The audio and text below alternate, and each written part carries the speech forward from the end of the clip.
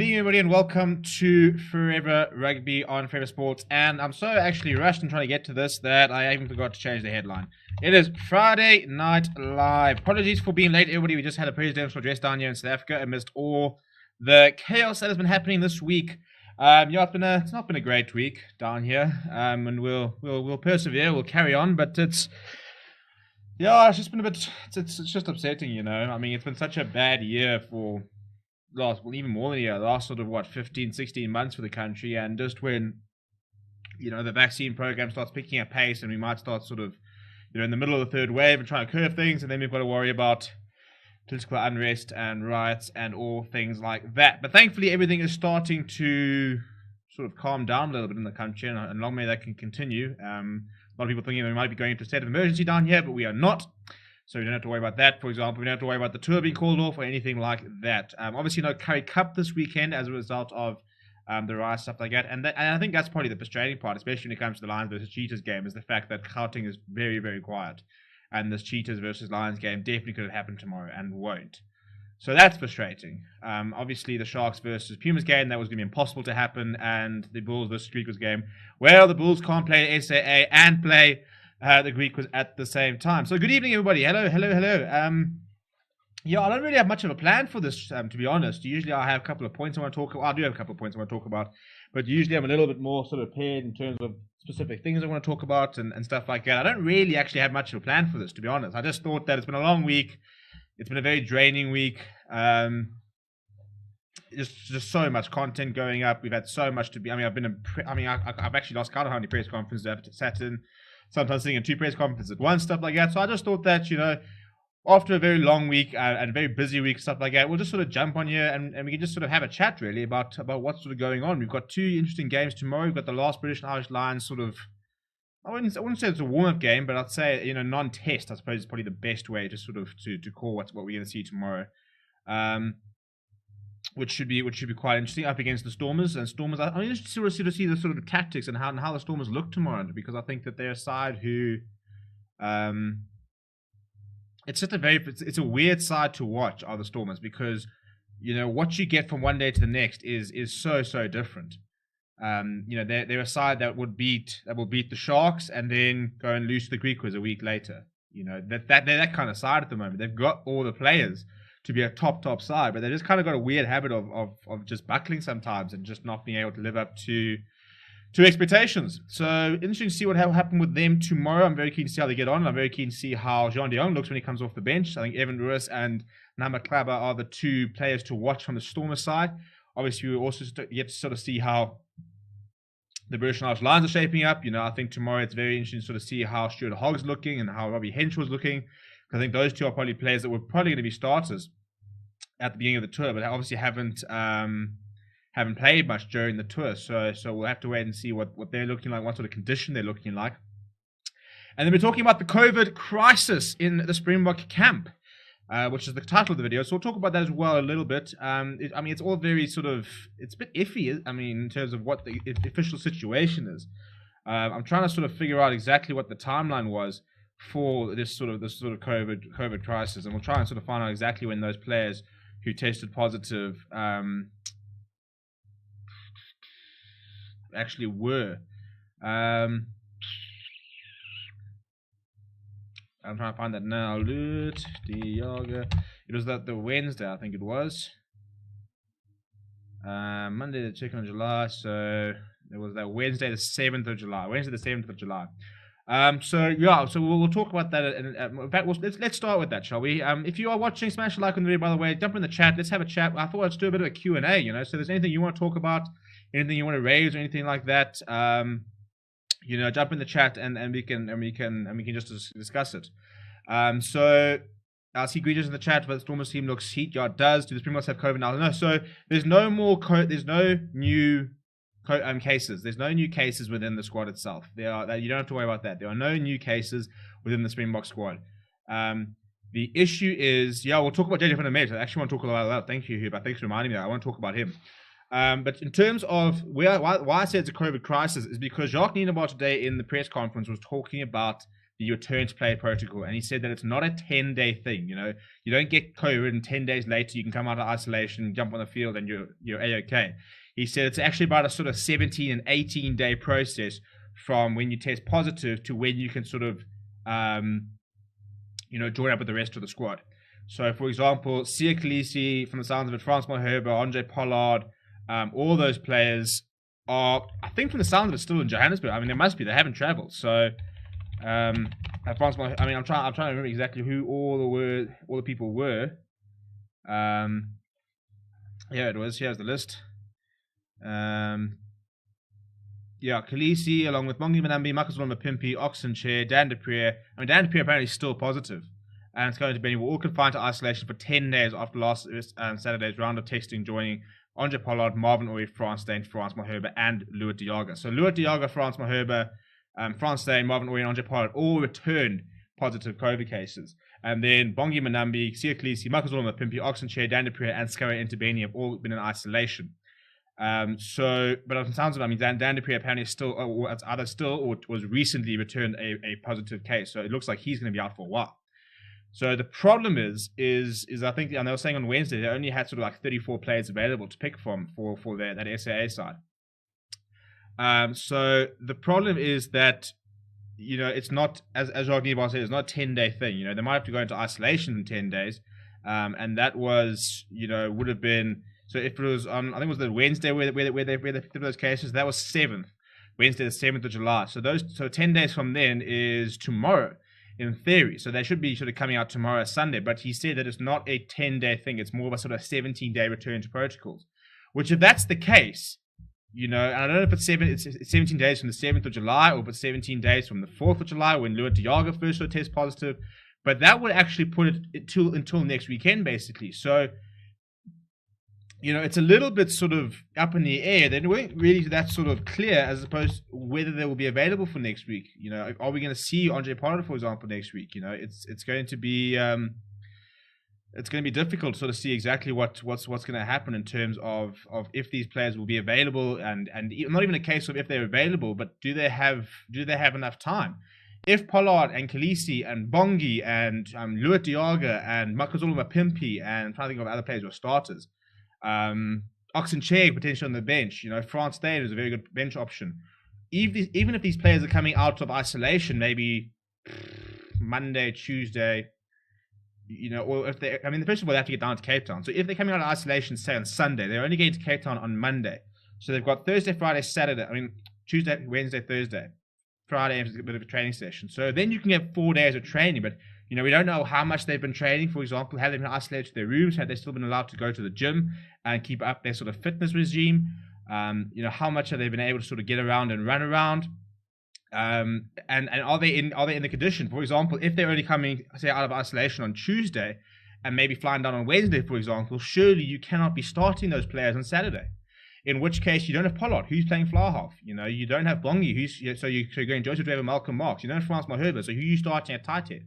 Who's going to be your utility back off the bench? So that's probably sort of where I'm sort of a bit confused as to exactly what the timing wise, whether those players will be available full stop. I think they will be available as long as they're producing negative tests, but whether they'll have time to be able to prepare and to be able to get themselves into the setup and be able to train properly. And I think that's why we saw Morning Steyn on Wednesday. We're seeing Alton Yankees tomorrow. We saw Faf de Klerk on. I'm actually surprised we didn't see Herschel Yankees tomorrow. He's not even on the bench. It's Ned and Ahamba. So I'm a bit confused as to why Herschel Yankees is not getting given a go, because he's barely played on Wednesday. And you'd think that your scrum masters for next weekend would be Herschel and Faf. So unless they're going Kobus Reinach instead of Herschel, which I wouldn't be adverse to, but I think that's why it's quite sort of interesting in terms of players tomorrow, because I think Damien Delindi playing again tomorrow, Marco Verstappen playing again tomorrow. There's a third player who's playing tomorrow. That started on Wednesday. Who am I missing? I'm going completely blank on who's. Oh, Joseph Weber started on Wednesday, but he only had half a game, so that's fine. But these players obviously need game time, and they could very well be starters next weekend. So I do think that's why Damien, Marco Verstappen, and Joseph Weber are all starting tomorrow, so that they can get some more game time, because they're probably at this stage looking. Damien Delindi will be involved next weekend. He will start. But maybe if Malcolm is starting and Siya Khaleesi's not available, we'll start at number 6, And Joseph Dwebe, if Bongi Benambi's starting, I think we quite like the idea that he will start and Malcolm Marx will come on the impact as we saw on Wednesday. So that's where I'm talking about the crisis, is how many of our players will we have fully fit? How many players will we have available to be able to train for long enough to be able to get themselves into contention for the game next week, Saturday? We'll have to wait and see. And obviously, as we get updates, I'll try and see if we can squeeze a question to Jacques about tomorrow about it. But let's go look at some of the comments. Guido says, Hooper also saw that, is he mad or what? He'll never get game time at Stade Francais. Honey Nell says, Bulls to win tomorrow. Yeah, we'll talk about that. Hooper says, well, apparently the French are going to try and keep him there to groom him for the national side, which would be a bummer. Winton Pist said, I want to raise Rusty's tweet challenging tackle protocol in the British Irish Lions, with particular focus on Owen Farrell, who, as far as illegal tackles are concerned, is recalcitrant or repeat offender. Guido says, not that much big of a loss because we still have the likes of Nokia, Lowe, and many more. Saw that, Alfaz. Let's play their stay competition on the 8th jersey. Yeah, so I'll start with JJ from the Mesh. I think it's not a bad... Well, I think he had to move. I'll put it this way. I'm not surprised he has moved. I think that... And what's quite interesting is you're reading important essay Rugby Mag, which I don't know if it's got any credibility or where they're getting the information from. But they apparently, the Sharks are pretty over him. They're pretty pissed off that they've been telling him, you've got to meet these fitness standards. You've got to be... I mean, we talked about, when Khaleesi arrived, they said that you have to go and... on a proper pre-season, proper grueling conditioning program. And apparently they've got very, very high standards that they are now setting out for United Rugby champions, saying you have to hit these standards or you will not get picked. And apparently they were getting very frustrated because JJ van der Mesht wasn't hitting these standards. He wasn't, getting up to the standards that they wanted him to be. And that's kind of what I've always said about him. I mean, he comes on, he's an absolute monster of a human being. I mean, he's about, I think he's 198. Yeah, 198 is 135 kgs, which is a huge unit. But, he kind of looks like he's carrying a little bit of baby fat almost, a little bit of puppy fat. So, which I can say because I am older than him by a couple of years. But, he kind of just looks like, he just looks heavy, and he kind of looks a little bit heavy around the park. I think there's a really good player in there. But I think that, you're not going to rival Arceus Neyman, Luat Diaga, Frank Moss and Evan Edsmith. I mean, think about the mobility of those players. Even Luat Diaga, who was big, had to start working on mobility and get himself around the park a bit more so he can contribute. So I think that JJ van der Mesh is a player who's got a lot of potential, but until he can sort of get up to those sort of fitness standards, he's not going to be able to sort of live that potential. And I think sometimes when you're sort of stuck in a rut, and you're maybe struggling to get up to your standards, and maybe they're growing tired of you, and it's just not a healthy situation, I think a move can be a very good thing. I think, Siya Khaleesi, I think, will play some of his best rugby in the next year for the Sharks, away from the Stormers, a bit of change of scenery. I think that Curran Bosch could, benefit from a similar thing. Sometimes just a new sort of environment and a bit of a fresh start where you don't have to carry old baggage can kind of sort of set you free. So, look, I mean, it's a big move to go to Stade Francais. We'll go look at their options and stuff like that. And I mean, you wouldn't be surprised if the French national team are sitting there thinking, here's another lock we can bring, because I mean, Paul Willemse, Bernard Leroux, they do enjoy a good South African pack it down the second row. But it's an interesting. I mean, I wouldn't say that. I mean, I saw some comments talking about why he isn't in this current Springbok squad, and I thought, are you mad? I mean, he can barely make that Shark starting lineup, and now people are talking about him in the box squad. I mean, don't come here with that. I think he's a talented player, but I think he's so far away from that box squad. I think you've got Ruan Nokia who's ahead of him. I think you've got JD Schikkeling who's ahead of him. I think Ruben van Heerden's ahead of him. I think you've got who are the other good locks we've got in the round here? I mean, even then you've got still got Marvin Orie and Nicola Janssen van Rensburg, and we could be bringing in JJ Jenkins. I think there's a lot of locks that are ahead of JJ van der Mesh. So I think it's a good move for him in terms of being able to get to a new environment. And look, if he goes overseas and he gets better conditioned, then fair play to him. And if he goes on and does that, then great. And if he does go on to play for France, he goes on to play for France. How many players have we lost internationally that would probably make it? I mean, Duran van der Merwe is playing some fantastic rugby, but does he make our starting lineup? Maybe he does. I don't know. He's in his first sort of debut sort of season of international rugby, really. So he's kind of sort of taking the world by storm. But it hasn't always been smooth sailing for him. It's not like he's that young. He's 26 years old. So it's taken him a while to sort of get to that standard. And is he going to drop? Are we dropping Mapimpi for him? No. Are we dropping Colby for him? No. Are we going to drop Spirit Corsies for him? No. So I think there are very few South Africans playing around the world that I think, if that player should have played for us. I'll be upset, for example. I mean, I don't think Paul Willemse makes our side. You know, like if Ron Ackerman, for example, played for like England, I'd be upset about that. But we've got so many loose forwards. So I'm hoping that JD Van goes and sorts himself out. And look, he can come back. It's a bit like Jono Augustus, who's going overseas, and the Stormers sort of expect him to come back. I think that's being very ambitious, unless they're going to sort of come into some money somewhere. But I think that, you know, I think a move away is a good move for him, and I hope that he can sort of really sort of grab it with both hands and become the player. I'm going to try to watch more top 14 next season between the hours of 1 and 2 in the morning when I'm not either working or in a press conference. But yeah. So Graham says, who are you guys most excited to play tomorrow? For me, it's Fussy. Guido says Johnson Rensburg. Sean Farrell says that's when we see Arkia playing not just for the Box but for Munster. Hooper says, similarly, we have such great depth at hooker now, exciting backline. And Honey now says, no, it's not about rugby, but SA did better in the cricket, but still far from being good. Yeah, they just kind of made it hard work of it, didn't it? The good old Proteas. I mean, some tremendous batting from Quinton and Yanama Milan. And then bowling looked really, really good, and then sort of patched away. I'll do a review for that probably tomorrow. I just had no time today. But in terms of, so that's the COVID situation. That's JD Van der Mesht. Yo, let's look at tomorrow's team, shall we? Let's look at tomorrow's team. And I think it's an exciting team. I think it's a very, very exciting backline. And I think that what I'd like to see is a couple of... I think if we can use the subs correctly, I think it can get even more exciting.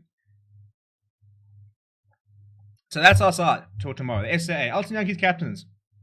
I don't know why people even think it's a big thing. I don't know why people are surprised. I don't know why people are having a hissy fit. Andre Pollard is currently in Johannesburg. We've got a test next week, Saturday. Our options after him are Alton Yankees or 37-year-old Morné Steyn. So what are they going to do? Just not play Alton Yankees and just back Steyn? Steyn is 37, which means, I'm not saying that he's not good enough. I'm not saying that his age isn't too bad, although I think that's a bit out to the jury. But Andre Pollard's not available next week. Steyn gets smacked hard in training and pulls up a hamstring or something like that, which happens at 37. Unfortunately, you become a little bit more injury prone. And then what? Cool. Alton, you had 10 minutes against Georgia. I need you now to go and start for the Lions. It's just ridiculous. Of course you're going to start. And if you look at that lineup, I think the only players who have got more than 20 caps for the Springboks there are Koenie Oosthuizen, Joseph Dwebe, not just Dwebe, Vincent Koch. Even there, I don't think he's got much.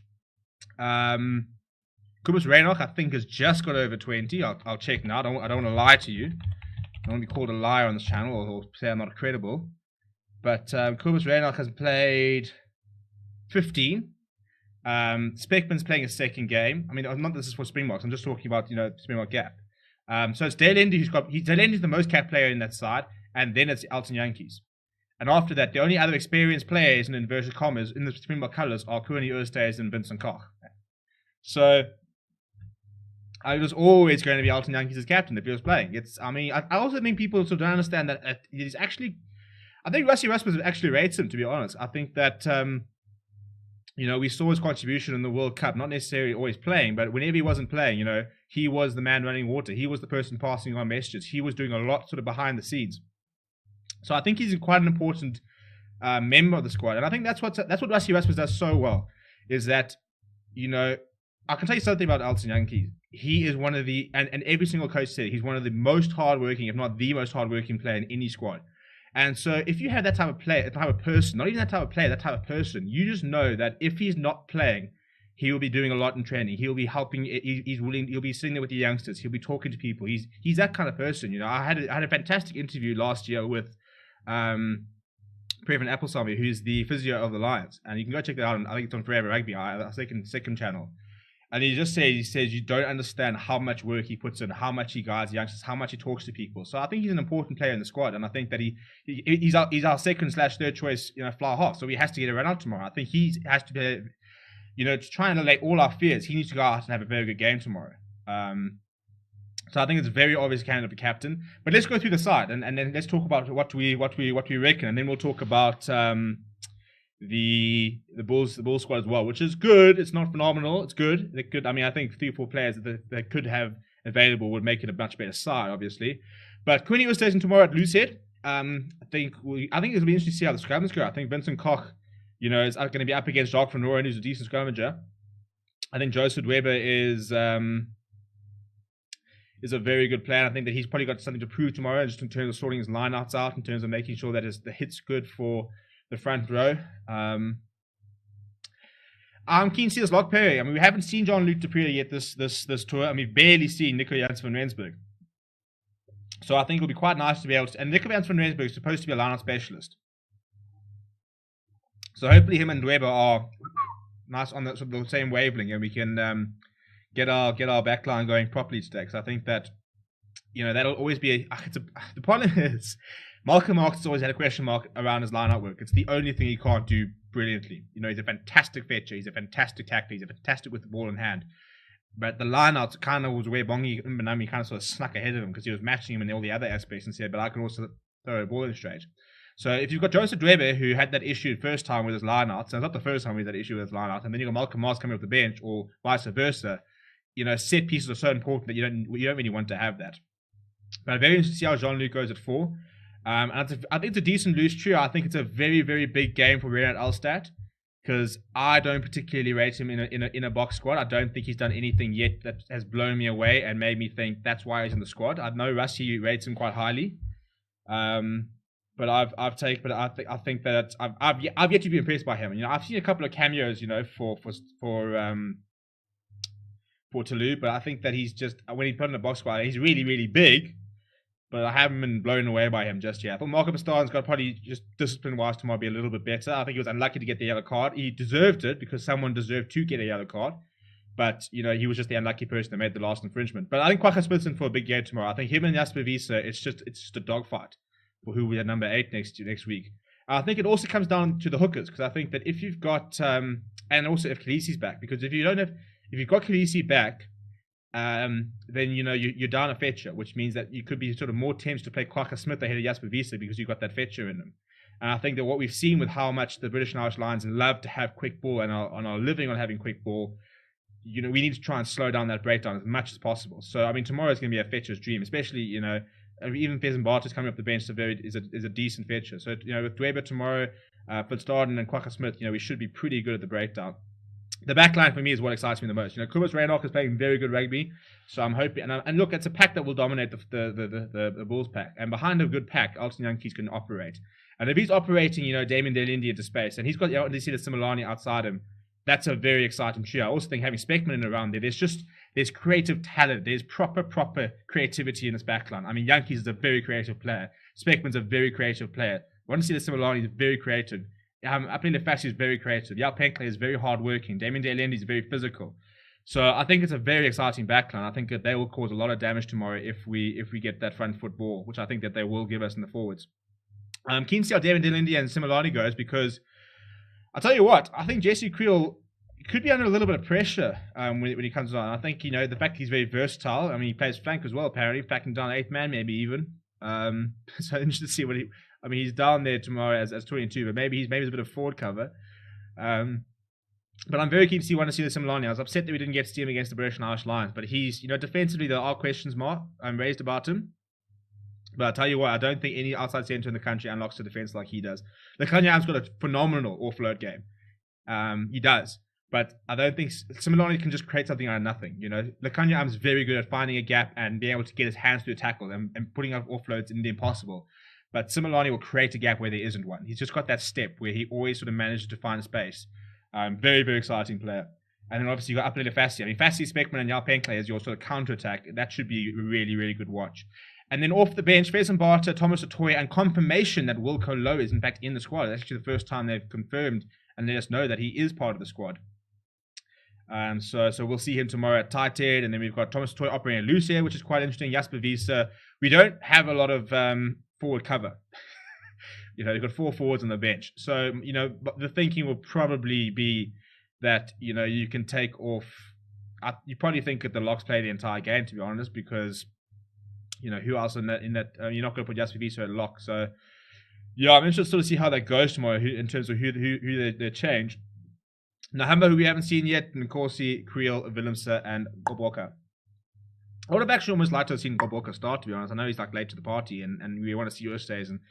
But I think that given how much our strums were a little bit of an issue, given the fact that Oxenchair is touch and go. I think Walker's probably a better all-round player than Oxenchair, if I'm being very honest. So I would have probably liked to have seen him give it a chance. I think he can scrum well. I think he's good in the loose. I think that if he was fit, he probably would have been pushing for the second spot. Even when he wasn't, even the fact that with his fitness issues, I was still surprised he wasn't part of that squad because I think he's a fantastic prop. But the one change I would like to see is I would love to see 10 minutes tomorrow of Damien Delendi coming off and Willemse sitting at inside centre. If you've got Yankees at 10, Willemse at 12, Similani at 13, Penkler and Speckman as your two wigs, and Apele Fassi, that is a hell of a backline. They might be leaky on defence, but that's a hell of a... Although Damien Delendi looked brilliant on defence at inside centre. Also interesting that John Dobson yesterday was saying that we probably will see him more at inside centre. He either wants to put him at inside centre or he wants to put Warwick Galant at outside centre. It probably makes more sense to go Galant at outside centre because Dan du Plessis and Rick Pretorius are both inside centres. So in terms of using your squad, it makes more sense to go Galant outside. But I really, really like what I'm seeing with Damien Willemse inside.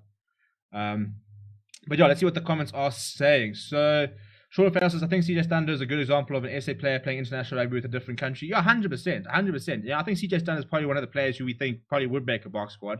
But he's not going to start ahead of Dwayne Vermeulen, for example. But I've got no issue. If players aren't making it here and they want to go overseas and they then get the chance to play international rugby, I don't have an issue. I don't know why people hold it against them. You know, they made the decisions, you know, depending on what... And I mean, I don't like players who cry wolf about, you know, the reasons that they came. But I mean, CJ Stander and Duran van der Merwe were both told that Stander was not big enough to play in the pack. You know, Duran van der Merwe wasn't getting an opportunity. He was being told he wasn't good enough. So they went overseas, and it took them a while to sort of really break through. I mean, Duran van der Merwe is breaking through now, 25, 26 years old. So it took them a while. I've got no issue with players who go overseas and make it. You know, good on them. We've got so many players in this country. You know, we make do.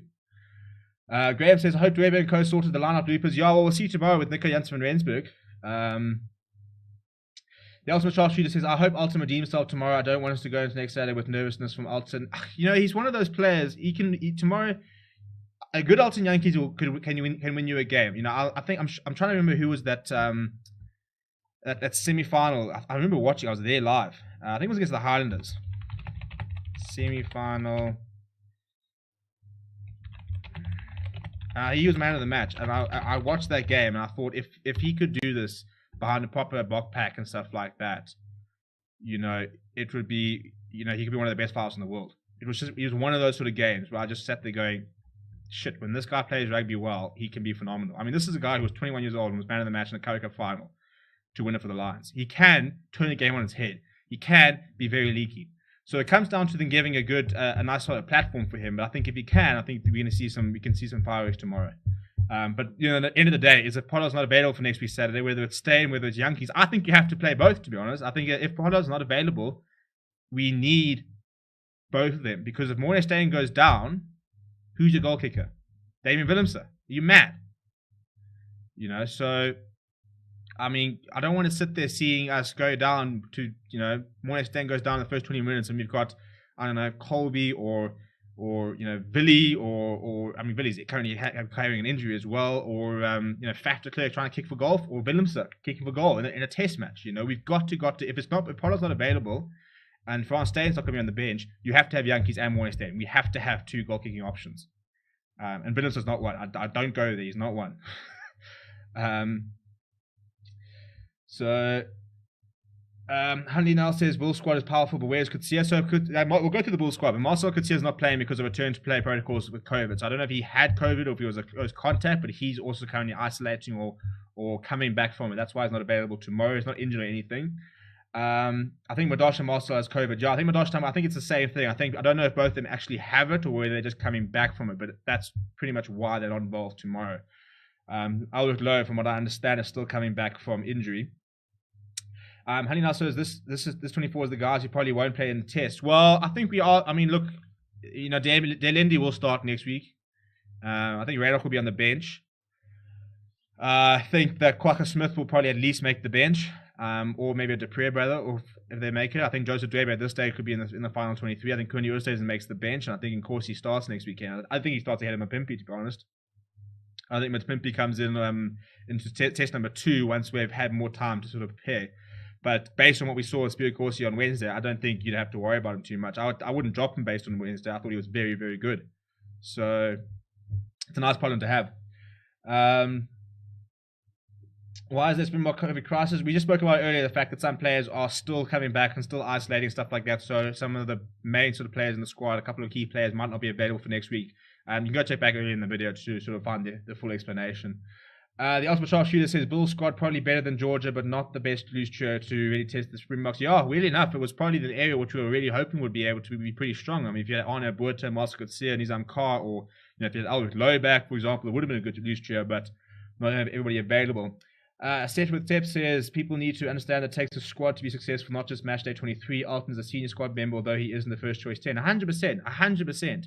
And if you've watched Chasing the Sun, you'll realize what the impact of that bench was. You could see the impact of Kwagga Smith, for example.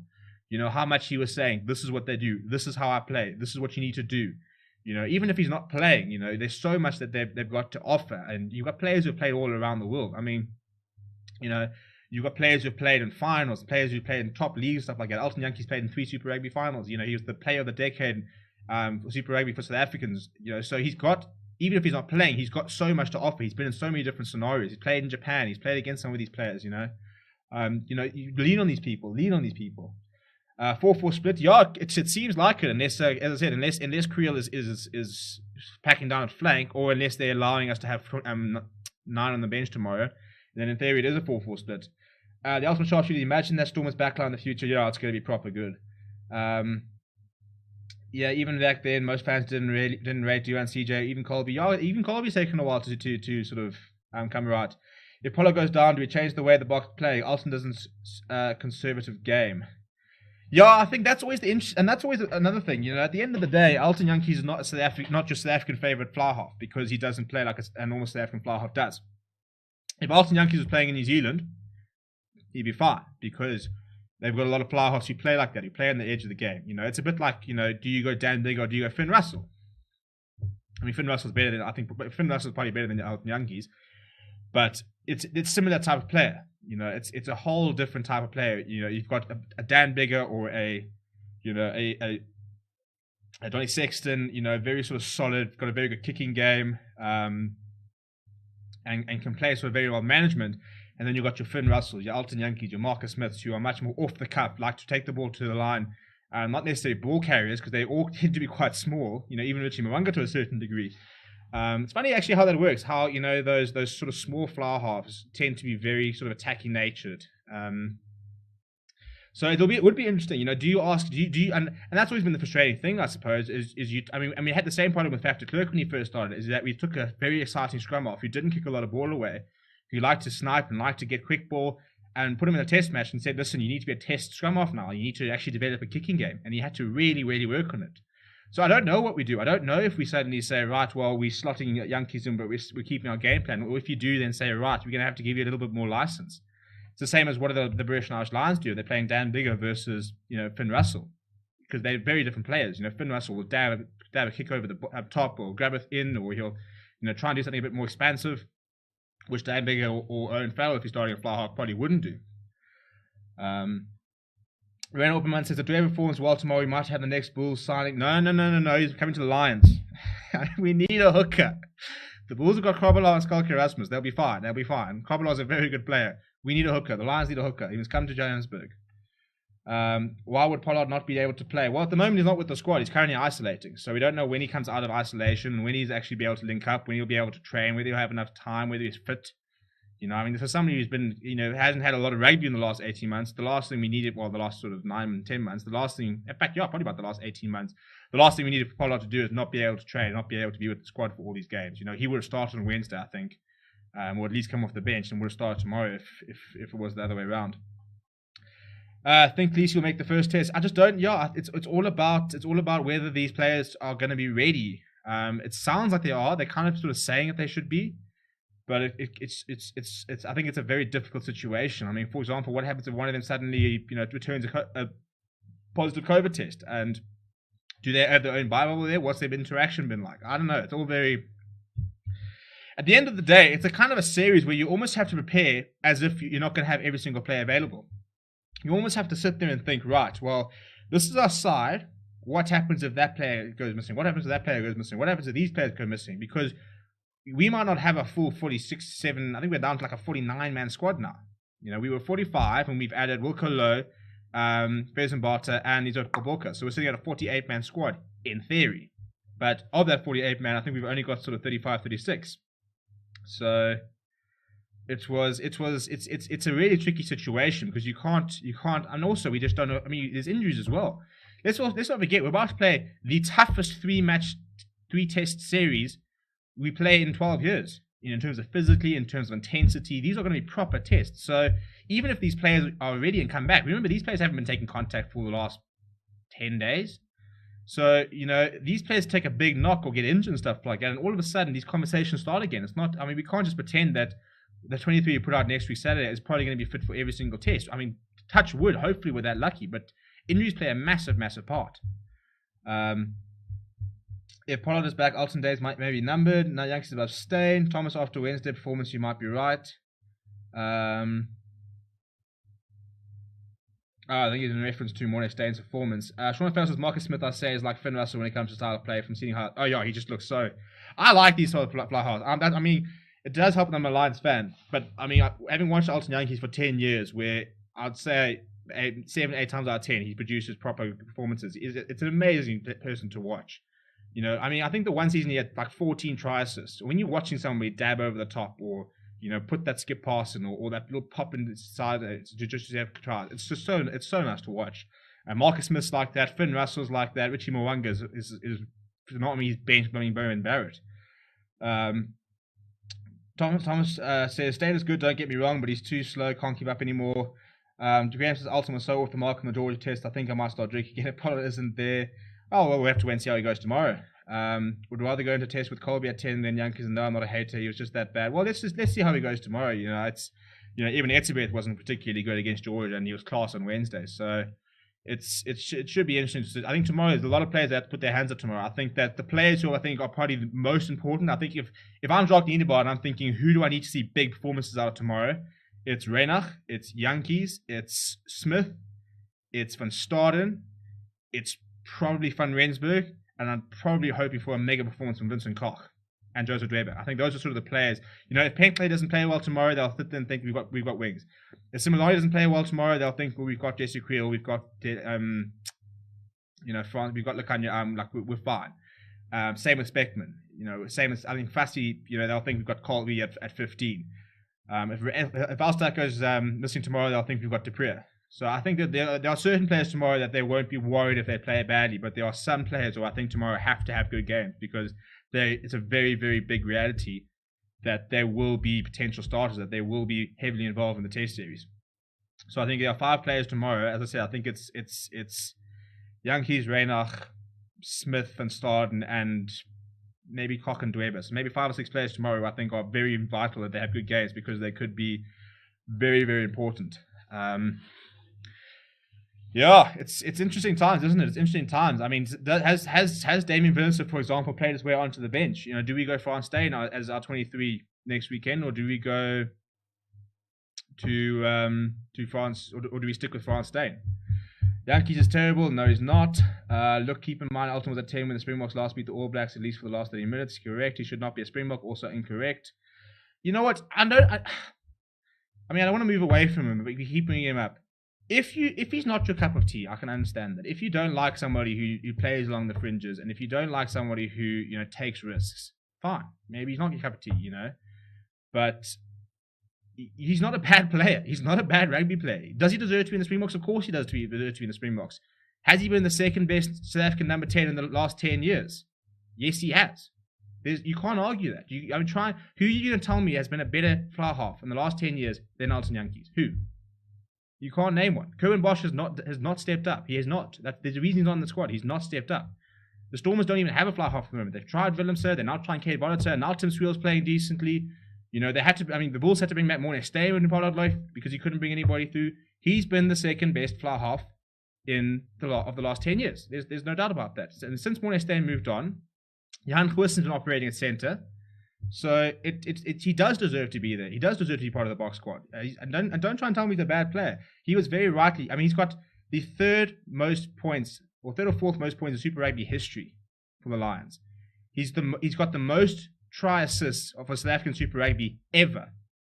And over the last decade, he had 62 try assists. The next best was Ross Cornier with 30, less than half. So he's a very good player. Has he done it for South Africa? No, not to the same extent he's done it at the Lions. Should he probably be our second choice? Yes, he probably should. Will they back him? Well, who knows? But I don't buy this. I mean, people that sit there and say, "Oh, he shouldn't be playing provincial rugby." It's just, I don't know what you're saying. I mean, I don't know what world you live in when you say things about people like that. Nobody in the Springbok squad is worthy of saying shit like they shouldn't be playing provincial rugby. I don't understand the mentality. I don't know if people sit there thinking that, you know, it makes them feel better. I don't understand it. I genuinely don't understand it. You know, I think Curran Bosch has not stepped up, and I think that he has all the talent in the world to become a Springbok fly half. I think he's got the talent, the raw talent. Do I think that he's not good enough to play for the Sharks? No. I know he's good enough to play for the Sharks. I know he's good enough to be a professional rugby player. But, you know, so it's just strange. I just don't understand it. And I just think it's a horrendous mindset to be so adamant that somebody must fail and be bad. I mean, I don't support Bulls players. Do I want to see them win all the time? No, I don't. Do I look at any of those players and think that I think they're terrible and should never play rugby again? No, not really. It's just a weird mentality for me. But anyway, I'm rambling. We'll look at the Bulls side now as well. But yeah, as I said, big performance hopefully for tomorrow for Yankees, because at the end of the day, we need him and Morgenstein playing well, don't we? We need to have 3 solid fly half options and not just Pollard. So we'll go to the Bulls side. Let's look at some of the comments here. Oosthuizen is a tank. Yeah, but I mean, I think clearly Oosthuizen was playing good rugby. When did I go watch him in PE? 2018? I think it was 2018. It could have been 17 or 18. I remember him having some very, very good games, where I was quite impressed with him. But yeah, I mean, I think he needs a good game tomorrow as well. He's a huge player. He's a unit. But I struggle to sort of put those performances up on a constant basis for South Africa's Afro Econ says Yankees is class. He should be in Springboks. He deserves that, as Stephen says. Let's see. I hope so. Yeah, and Oosthuizen got murdered in the scrum. Almost lost the game for us. You know, and it was the end of the time. It wasn't pretty. Sean Faustin, I'm just wondering what the British and Irish Lions were going to do with Ronan Kelleher since he joined up with the squad. I think he's just there so we don't have uncontested scrums. I almost think it sounds like when they were describing it, I think it almost sounds like SRB said, listen, shit's hit the fan over the last couple of weeks. We might have COVID cases, so we don't want to have uncontested scrums. So would you guys just fly out an extra front rower so that we don't have uncontested scrums? Afro-Econ says Yankees been our scapegoat for years. I think he is a scapegoat to a large extent. Only one I don't agree with it says, as Alstad, I don't understand what he brings that Dan wouldn't bring. Well, Dan's currently tested positive for COVID, so he's not coming anytime soon, unfortunately. Yeah, I would have liked to see the Tupuria brothers. I've never been the biggest fan of the Tupurias. I think that I'm going to have a bit of a go, but I think Sharks players have got a bit of a habit of overhyping some players. A little bit more. Look, we all do. I mean, I'm very guilty of it with the Lions players. But I've always felt, and maybe it's because there are just so many Sharks fans, I've always found that sometimes Sharks fans will sit there and they'll back their players to be a bit better than what they are. So I never thought, I mean, I think that now that the players playing for sale are playing really good rugby. But I've never been blown away by them, especially in the box shirt. But I'm always happy to be proven wrong. You know, go out and prove me wrong. Reynard Alstad, you listening? Reynard, go out and prove me wrong, chap. I'm here. I'm waiting. Glad to see Gerson back. Yeah, I think that's going to be fantastic tomorrow. I think that it's the Bulls replacement fly-off, isn't it? And that's what's going to be quite cool, is that we're going to have Curran Bosch versus Alton Yankees versus Johan Gerson versus whoever the hell Stormers decides to play at 10. It can be Tim Swiel if he's going to play like he has in the last couple of games. I'm very keen to see how he goes tomorrow, because I thought that Tim Swiel, as much as I thought he's pretty average during the Carry Cup last season and Super Rugby Unlocked, he's turning it on now. Spirit says, I personally think that yes, Alton should be performing professional rugby, but not international because it's a completely different game to provincial rugby. Yeah, I can kind of understand what you're saying, but I just think of who else. I mean, who would you have if it wasn't for him? You know, so if the Bulls win tomorrow, what will happen to the players? Cast them off. I'll be surprised if they do. We'll go through their side now. You can say the same about Lions Sport. Yeah, well, that's what I'm saying. You know, we're always going to be biased, aren't we? First of all, we see our players week in, week out. You know, so I've obviously seen a lot more of Lions players than I will have of Bulls and Stormers and stuff like that. And I'm also more invested. So we're always going to be a little bit biased. I'm the first one to admit it, But I've always said that Shark supporters are just that little bit worse. But hey, I mean, each to their own. Each to their own. Got to have a little bit of rugby banter. Or Warren Gatland would approve. Can we just talk about how, like, I don't know, so many people are overreacting about Warren Gatland when he said about Rassie. I thought it was quite funny actually, because I think he did have a point. I mean, Erasmus did run into the field about 3 or 4 times, holding pretty much an empty bottle of water, which I think was actually his bottle of water. So it was quite amusing. I thought Gatland had nailed it, and I actually enjoy a bit of war of words. I mean, I think that two coaches have got very good respect for each other, and I'm happy that we're going to see. I also think that was completely blown out of proportion. I think that the English media just completely blew that entire thing out. I think when Rassie was said that, it's not because they're scared of us. I mean, when you watch him say it, he's not. I don't think he's taking the piss. I think he's literally saying that this is genuinely why they will not play against. It's not because they're scared of us. It's not because they think that they're going to bully us. It's because they want to stick to the schedule, and they do want to stick to the schedule. And as Warren Gatland probably rightly said, it's not their job to prepare the Springboks. It's not. If the Boks aren't ready and they've had the COVID case stuff like that, why must they rob the Stormers of this game? Which I was very much for. I didn't want to see the Stormers game being cancelled. I mean, we've already seen the Bulls game being cancelled, which was shit. And I think it would be such a cuck tour if only 2 of our juniors played against the Lions, and even our SAA side was basically the Springbok side. I mean, that's just no. But let's pull out the Bulls side, shall we? Of our former Marcel playing. So Marcel Couture's not playing. Yeah, let me pull out the Bulls side now, and we can go through it. There's the Bulls side for tomorrow.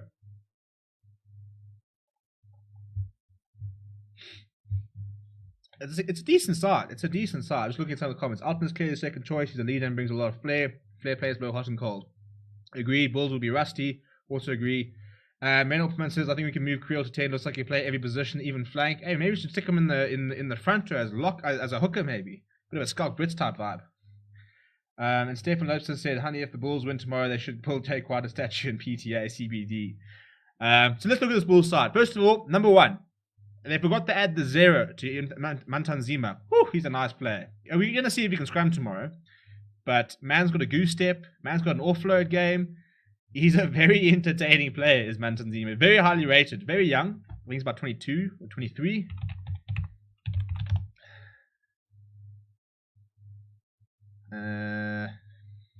But he's a hell of a player. When I watched him against the Province, at 23 years old, 111 kg, Eastern Cape boy from Queens. But he's got a nice pair of hands on him. Skalky Rasmus doesn't usually start. It's usually Krobelot, but I don't think it's too much between them. Krobelot's a very good tackler.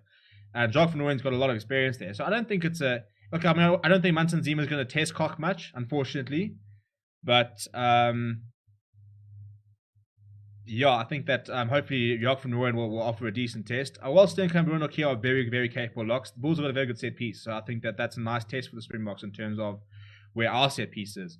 Because I think that they've probably got the best set piece in the country.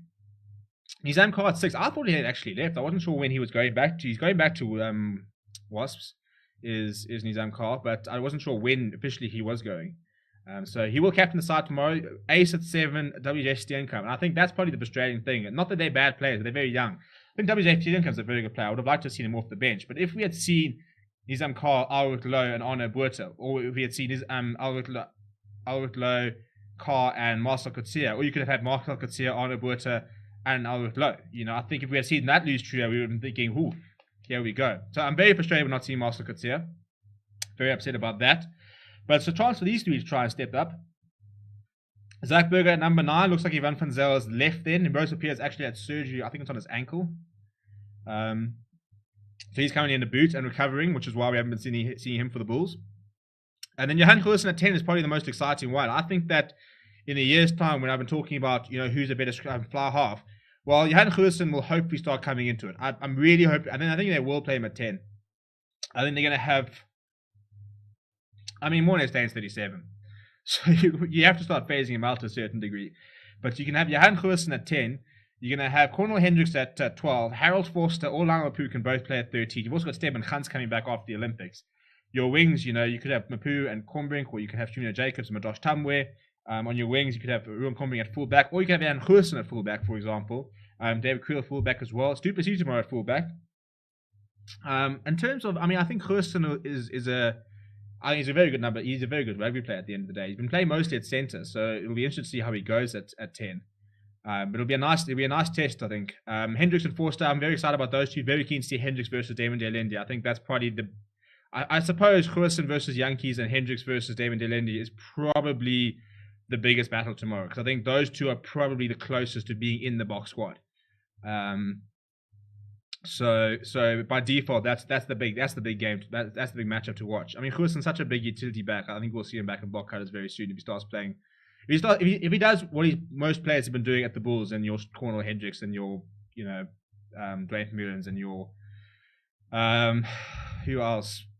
Just most players who have come to Bulls have suddenly sort of reignited their career. But Forster's also a decent player as well. Off the bench, Kovala, Steenekamp, Morne Smith. I mean, Steenekamp and Smith, I know they're youngish, but I don't think they're great scrummagers, so I don't think they'll provide too much of an issue. Swanepoel, Buerta, Johannes, Smith, Creel. It's not the strongest bench. It's not, let's be honest, it's not the strongest bench. I mean, Keegan Johannes was fourth choice scrum off, third choice, and then they brought Zach Burgos, so then fourth choice, and now he's coming off the bench tomorrow. Chris Smith is, they've signed Johannes Hurston to replace him, so I think he could be on the move, to be honest, with this Chris Smith. I think he's a good player. I just don't think he gets enough game time, and I think that if you don't get enough game time, you're never going to really develop. And then David Creel is a good player. I think his brother could be after his jersey, because he was brilliant in that Stormers, that Western Province game a couple of weeks ago. I was very impressed with Richard Creel. So it's not a bad Bulls side. I mean, I don't think they'll win. I mean, I think that there's just far too much power in that Bok pack and in the Bok backline especially. But I do think that that's the best side that could give the SAA a run. I think that the Sigma Lions have got too few players. They're too inexperienced. If you look at this team, if nothing else, there are a lot of youngsters. But Jacques van Rooyen, very experienced. Nizam Carr, very experienced. Johan Hurston, Springbok, he's test quality. He's just got injury issues. Cornel Hendricks, played how many tests for the Boks? Harold Forster, very experienced. So they've got very experienced players in key positions. Whereas I think, if you look at the other unions, if you're looking at the Lions, for example, where's your experience? Your experience is, Fred Zalinger off the bench, or Yanni Duplessis in the front row. So they wouldn't have provided much of a challenge. If you're looking at Stormers or the Western Province, Jean de Jong coming back now, but again, very sort of young players. So I think it's a nice combination of youngsters and experience in this Bulls side. But yeah, so look at some of the comments. Aaron said, Alton off the bench after 60 minutes brings a new dynamic and energy. He really shines with Faf next to him. Yeah, and also the nice thing is, for example, if David Delender's not having a great game, you can put Alton on and Andre Pollard, which I'm a big fan of having two playmakers on the field, especially if you've got Billy as well. That makes three. I think that if you're chasing a game, I think that can change. That can do a lot of different things. Sparrow says, Corner Trevino have a big game to prove themselves. Yeah, I'm interested to see how Trevino Jacobs goes. I think that he's very highly rated by Jake White. The Ultimate Sharpshooter says, I rate the Bulls backline. The forwards are a bit meh. They desperately need Ulrich, Arno, and Marcel. Yeah, well, that's the thing. Buerta coming off the bench. Arno Buerta will be nice to see, but it's just a bit of the pack's just a bit weak. And unfortunately, the pack's weak. The rest struggle. Do you think Pheasant Barter is Springbok material? I think not yet.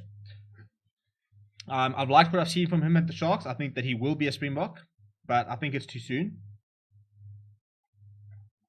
I think if it wasn't for political issues within the camp with Akaf and Merva, he deserved to be there ahead of him. But I think he's a very talented young player, and I think that they're seeing somebody for the future, which is nice to have. And I think that's, Similane, Yao Penkle, Pheasant Barter, they're not going to play much. They're not going to play in the Test series at this stage. Not unless there's a lot of injuries.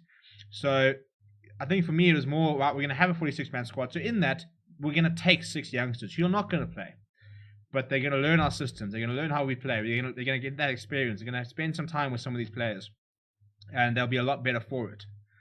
I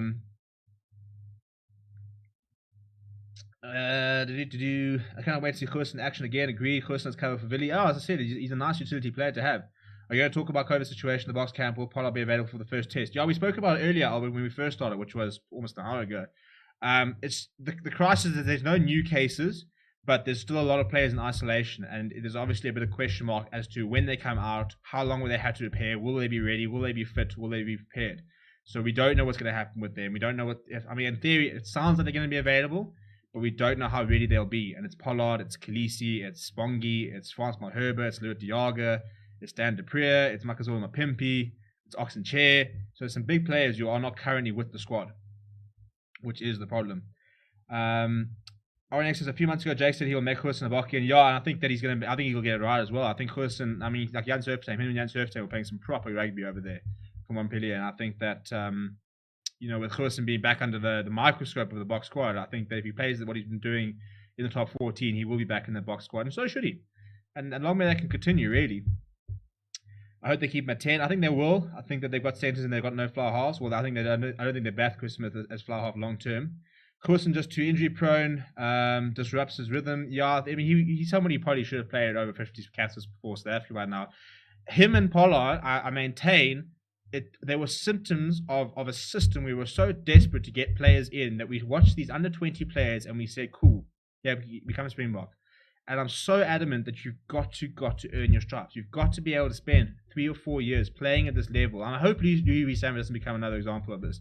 But we were very good at rushing players through the system when they might not have been ready, and they've become injury prone ever since. Or players who we thought were so talented and could play in different positions that they didn't develop into one single position. You know, Pat Lambie to a certain degree had that issue. You know, Jan Goosen's another one. So I think we've thankfully stopped doing it. I think it's I don't think you should really be playing international rugby until you're sort of 22, 23 years old. Earliest you should. I mean, Reece Samet, good on him. And, that number 50 at Georgia also looked very talented. But I just think, at 19 years old, are you ready to go and play against, season 28, 29? I mean, they've been playing, this professional rugby for sort of 10, 12 years. Could be playing test match rugby for, 6 or 7 years. They could have had 2 World Cups. And now you're going to play against a 19-year-old. For me, I think the cons outweigh the pros in that situation. Score prediction. It's a hard one. It's a hard one to call, I tell you. I think that the SAA will probably win by... Probably about 25, I think. I reckon we're probably going to see maybe like 40-15. I think the Bulls will score. I think that the SAA side haven't played together enough to be defensively as solid as what we saw on Wednesday. So I think that there might be a bit of gaps or miscommunications. So I think they will score, but I think the SAA should have no issue scoring quite a few tries. Especially with that backline. I mean, as I said, if that pack gives the SAA front foot ball, which they've got the capability to do, then we should be able to run in quite a few tries because that backline is disgustingly good. But yeah, we've been going for 57 minutes. We can keep going. If there's anything you guys want to chat about, as I said, I want to do a bit of a Q&A, just sort of talking about what's going on there. So let me know what your score predictions are. If you've got any questions, anything you guys want to raise or want to talk about, preferably rugby related, could be anything else really. I just thought we'd have a bit of a Friday wind down really and kind of sort of gear up for the weekend. No Curry Cup, so we were supposed to be live earlier, obviously for Pumas versus Sharks, and then review and stuff like that, but we didn't have that. So yeah, I thought we'd sort of just jump on here and have conversations, because this is what I love the most about doing this. It's cool to be back in press conferences and speaking to Jacques and stuff like that, and and Rusty and all the chats. But at the end of the day, the whole point of this channel is to be able to engage with you and be able to just have chats with people all around the world and the country about the state of rugby and sport. So yeah, if you have anything that you want to chat about, stuff like that, chuck it in the comments. We talk about the Stormers side. I think I'm very keen to see Namaklaba and Evan Roos tomorrow. I think that those two are going to be. I think those two are probably the two to watch for Stormers, as well as obviously John de Jong when he comes on. I think it should be a decent. I think the Stormers. I mean, look, the Stormers have had the most time to prepare for the British Irish Lions. So they've had the most time to be able to either adapt a game plan, create a game plan, or get players back. For example, JD Schickerling back, Namaklaba back, John de Jong back, somebody else is back as well. So I think that if there was ever going to be a union that was going to be able to push them as far, in theory it should be the Stormers because they've had the most time. So we'll have to wait and see what happens there. For the British and Irish Lions, very keen to see Stuart Hogg, very keen to see Robbie Henshaw because they haven't played a lot. Frothing to see Marcus Smith. I think he's such an exciting player. I mean, he's stupidly young. Not Reece Samet young, but I mean, he's what? 22 years old? it just gets a little bit depressing when all the players I talk about and all the players who I really enjoy watching and really think are fantastic are like several years younger than me. Yeah, what it was to be young. Any news on Cornwall being pulled into the Bok camp? I think it's all that. It's a heart issue from the sounds of it. I mean, it's obviously. I don't think conversations are progressing there. So I don't think we are anywhere close to having him there. Hopefully, he has a stormer tomorrow, and they kind of force their hand and say that we have to have these conversations. We have to sort it out. Are you going to do All Blacks in Fiji? No, unfortunately, I'm not. I was going to do it. But to be perfectly honest, I need a morning off. So I'm going to go hit some golf balls tomorrow morning. I was going to do it. I know what it is. I like it. Lakanya did it last weekend. And I thought I'd try and do it this weekend. But we're going to be live for the SAA versus the Bulls. I'm going to be live for this. I'm thinking about whether I'm going to do Argentina versus Wales. I'm leaning towards not, but I might do it. But I'd really, really just like to have a morning tomorrow just to get out in the open a little bit and hit some golf balls and just get away from my studies. So I won't be doing that tomorrow, unfortunately. But best believe when it comes to the Rugby Championship, we'll do all those games. We'll do all the 2 games a day. We'll definitely do, and we'll do all the Curry Cup and stuff like that. Elton Sharpshooter says games I really look forward to tomorrow are France versus Oz. Yeah, I was going to look at. I mean, if it was, obviously that game's at the same time as the SAA, unfortunately. But I think that should be a cracker as well. I think that French side are going to do something special tomorrow. I don't know what to expect from tomorrow's game, Bulls/SAA. I just want to see good individual performances, I suppose. I want to see that the players that we need to do well, and I want to see the Bulls put up a fight. I want to see Ruan Nokia, say that maybe I'm another block as well. I'd like to see Cornwall Hendricks attempt to run over Damien Delindi. I want to see that Similani played well tomorrow. I think that there are 2 players who I really can't wait in terms of their careers as a Lions fan. That's Chatuka and Similani. As nowadays Hendricks as well, but I think Similani is very special. Evan Rose most likely Dwayne's replacement for the long run. Yeah, he's got everything. He's got raw power. He's got fantastic ball skills. He's playing really good rugby at the moment. It's just a case of can he take that up a notch when it comes to the United Rugby Championship? France to beat Australia. Yeah, I back that as well. I think France are going to do something tomorrow. I mean, it's the second string French side, and the fact that they're pushing Australia. Australia, get in the bed. Get in the bed. You reckon all 3 tests will be in Cape Town? Hope they keep to the original schedule. Yeah, I also hope that they. I also hope they. What did I say? What are we doing? What are we saying? Oh, keep the tests. It's been a long week. Sorry. I hope they keep the original schedule. We want to try and see. We want to try and see these games up in Johannesburg. Because I think that it suits the box. We need to play games at altitude. So. Let's hope that that it sticks. I think if I think the COVID cases are going down ish, so long may that continue. So I'm hoping in a week's time we'll see a bit of a drop off and they can come back up to Joburg. There's been no talk of anything moving yet. So at this stage, it's still going to be back in Johannesburg. France versus Oz will be a cracker. You have plans for when the URC starts, or are you still thinking? I tell you what though, I don't think I've ever been so excited for a domestic competition. That United Rugby Championship looks like it's going to be insane. I'm a sucker for a good brand product, and this brand looks so cool. I mean, they're releasing videos in like 15 different languages, not quite, but explaining the videos in all different languages across all the different nations. The brand looks cool. It looks very aligned. It looks to be really exciting. I've got I'm now on the mailing lists of, so far, Connacht, Glasgow Warriors, Munster, Scarlet, I think, and Osprey. I'm on like 5 or 6 now on mailing lists as well, so we're busy trying to make sure that we can get access to the overseas teams, so that we can try and get you guys hopefully into Glasgow Warriors conferences and stuff like that. So I mean, the URC starts at end of September in theory, so. Yeah, sort of we'll do Curry Cup in August. I mean, everybody wants us to do Olympics as well.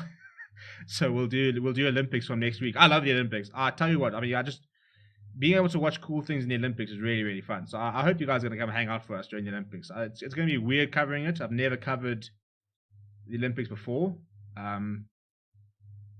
For anyone. Actually, I lie. Actually, I got a couple of pieces published in the Journalist for the Olympics. I lie. Maybe I'm an Olympic journalist. I'll tell you what. Maybe I should have gone that route. A little more of a niche, but yeah. What are you studying at the moment when you're not YouTubing? I'm not studying at the moment. I was studying. I finished my master's in... When did I hand in? May? Yeah, it was about May. No, March. Yeah, I handed in March. I handed my master's in journalism in. So it's just been marked and everything, and I passed, and we're all good and stuff. Like, I haven't graduated yet. That'll be at the end of the year. So I'm currently working. I'm a freelancer, so I work for a mobile sports app company at the moment. So yeah, I kind of work sort of 3, 4, and now 5 sort of shifts a week, but it's very sort of varied. So it gives me some time to do this in between. Well, I'll try and find a real job, unfortunately, and get booted out of my parents' house. Which kind of sucks. But we'll keep moving. Honey now says, cheers, gonna sleep early to wake up early for a lot of rugby games tomorrow. Yeah, I would have been me. I would have watched the All Blacks game versus Fiji in my bed probably, but no, I'm gonna try and go and get some fresh air in the morning. Is the SAA game at 12:30? No, it's at 1 o'clock. We'll be live from 12:30, but kickoff is at in fact we'll probably be live about 1:45, I reckon. Maybe we'll go live at 12:30. We'll see. But kickoff is at 1 o'clock. It is being shown on SuperSport. I don't know if it's being shown outside the UK. I'm desperately trying to find out what the story is. And I'll shoot out a message on our page if it is being shown in the UK. I'll try to find it earlier, and I haven't seen anything about Sky Sports or anything like that. But if I do find anything, I'll let you guys know. What do you make of the lines being pumped in the change room after losing the South Africa A game, according to the UK press? Yeah, Warren Gatland said, and I quote, that they were bullish after the game. I don't know if they were, for example. I don't know how much is Warren Gatland trying to spin a loss or stuff. If I was them, I would have actually been quite positive in terms. Look, they lost, but I think we can all agree that they could have very easily have won. If they'd taken kickable penalties, if they'd taken maybe scrums when they were dominating, they probably could have won that game. So they'll know that. They'll also know that the Boks or the SAA ran out of steam with 10, 15 minutes to go. So they'll now think that they're fitter than the Boks, which I think is probably actually true, to be honest. It's whether we can sort of negate that factor enough by next week Saturday. So, and I think that after the first sort of 15, 20 minutes, or when they were sort of blown off the park and they were being murdered physically, I think once they relaxed, they kind of sort of said, you know what, we can actually do this. We can actually make the hits. We can sort of take the pressure. Obviously, we don't know what's going to happen in terms of what the tricks that people are going to change up. But I think that if they were feeling confident after the game, or maybe not confident, they were feeling positive, I think they had every right to be, because I think that I think we don't want to read too much into that loss. I think it was, a case of the British and Irish Lions almost getting a taste. They weren't quite sure what the SA, where Springbok's going to be, where SA were going to be. So I think that they kind of now know, and I think that it wasn't quite. I think we'll obviously be a lot better next weekend, but I think that they're hoping that we are undercooked. The biggest fear that we all had. And I think that they're feeling now that they reckon that they can take us. And of course they're going to be confident. They've lost one game, which they'll tell themselves that they would have won. They've blown away our provinces. They blew away Japan. Wouldn't blow away, but they beat Japan. So they'll be feeling confident. And look, they've got some fantastic coaches in there. For all people say Warren Gatland's sour and stuff like that, he's a phenomenal coach. He really is. Gregor Townsend, I think, is a brilliant coach as well. I think he could very well be the coach in the next Lions tour. I think he's doing some fantastic things with that Scottish side. I think he plays very nice rugby, and I think that they'll have a couple of tricks up their sleeves for next weekend. I think we'll also. So I think it'll be a case of who can tactically outwit each other. But I think both squads will be sitting there thinking this can go either way. I still right now, first of all, I cannot pick a Lions 15 that I think that they'll go with. I also can't pick what's going to happen with the Test series. I'm hoping we'll win. I think we probably will. I don't know if I back 3-0. I think 2-1 is probably more sort of on it. And, there's always that sort of little bit in you where you're kind of hoping that it goes 1-1. And we've got that last test to divide the series. Kristen Williams says he hopes that the Bulls do well against Springboks. Good morning. Well, good evening, Marius. It's 10:30 at night now.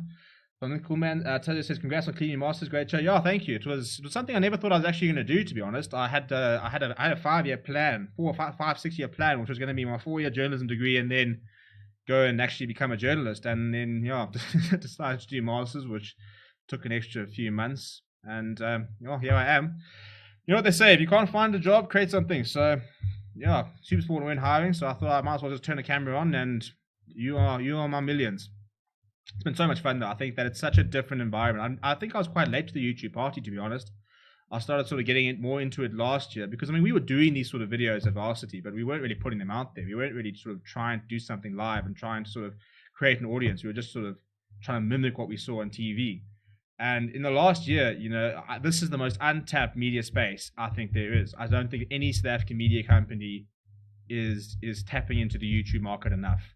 I think some of them are trying to, but it's, I look, and even the technicality part of it, you look at like the British and Irish Lions social media stuff. Oh, they're putting out brilliant stuff. You know, the stuff they're putting out, the quality of their press conferences, the professionalism and the production compared to what we're seeing in the Springboks. You know, so I think YouTube's been a phenomenal space. I'm really, really enjoying it. And I think that, you know, to the extent where these days I'm actually, if I had to go get a job now, I really hope that I can continue, even if I had to give this up, I'm hoping I can still continue doing something similar to this. I'll tell you what, I'd love to work for SA Rugby and this sort of aspect. That would be a dream. But yeah, look, it's 10:30. We've been going for about an hour and 10 minutes, so I'll probably sort of call it a night. Yeah, maybe try. Yeah, I need to do a bit of prep for tomorrow, so I can actually, go hit some golf balls in the morning, stuff like that. So yeah, to everybody that's hung out, thank you very much. I must do more of this actually, and just do some more Q&As. I really enjoy it. It gives me a chance to get to know you guys better. You obviously get to know me a little bit better, and we've got a cool little community going. I never thought I'd actually, you know, they always talk about being able to create a community, and it's something which we don't really know how to start and how you do it. You know, it's not like you can just, you know, try to say, right, here's a community, all come together. So we are starting to develop quite a nice little community. We've got some really nice chats going on in the comments, stuff like that. Live watch logs have been so much fun the last couple of weeks. So if you haven't, please do smash a like on the video and subscribe to the channel if you're new. I'll look at the last couple of comments. Very true on media on YouTube. Yeah, they must just do more. It's not hard, and it's such an accessible space. I mean, I think obviously if you guys are rugby fans, you've probably seen things like the Good and Bad and the Rugby podcast, and like James Haskell, for example, is somebody who's doing a lot of stuff in the YouTube space, a lot of really cool stuff. If you're a football fan, Gary Neville's doing a lot of really cool stuff in the YouTube space, and obviously all the football fan channels. So it's an untapped thing that I think we need to do a lot more with it. So Talia says, what is your predicted as a backline for Bulls game? You predicted SA backline for Bulls game. Well, it's been announced, so I'll just quickly show it. There's your backline. There's your backline. But yeah, so go Borka, good night. Thank you, Albert. And says, yeah, this is a pretty quality show. Thank you. Thank you very much for all jumping on. Please do keep safe out there if you're in South Africa. Well, keep safe if you're anywhere in the world, but obviously particularly in South Africa, what's going on. I'll see you guys all tomorrow at 12:30/1 for SAA versus the Bulls. Go and turn the notification. If you just the link's up already. So if you go to the video and you turn your notification, then you'll get a notification when we go live tomorrow. If you subscribe and turn your notifications on as well, you'll get a notification that we go live tomorrow. So I'll see you guys all tomorrow. Get a good night's sleep in, because tomorrow is going to be a rock fest on rugby. There's just, I mean, it's Fiji, New Zealand, it's Australia, France, it's SAA versus Bulls. It's Wales versus Argentina. I mean, both the Australia France game and Wales Argentina are deciders in the series, and then we've got Stormers versus SAA to wrap it all up. So we're going to be in for a real treat tomorrow. We'll be live for 3 shows tomorrow. We'll have the 2 watch-alongs as well as a player rating show for the Stormers versus the British and Irish Lions. That's what I'm going to go do now. So yeah, smash the like and video, subscribe to